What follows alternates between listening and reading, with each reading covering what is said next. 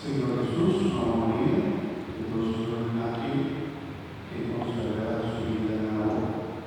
una querida fiel de Cristo, y nada que entregar su pasado, su presente y su futuro, nada que pedir gracia de Dios, nada que dar llegar por gracia de Dios. Háganos una Señor, tu mano, a mí, entregar su vida por medio de la Virgen María, consagrar, calificar, comunicar y entregar mi vida completa y plena a Dios,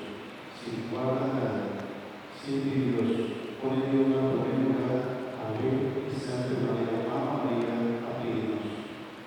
Pedimos a María que nos guía, por la nuestra consagrada Virgen María, nuestra Virgen Mamá María, tu mamá y guía, nuestra amiga, para que quede llena de gracia de Dios, manera abajo, a que llena de gracia de Dios. A todos los hermanos del Señor,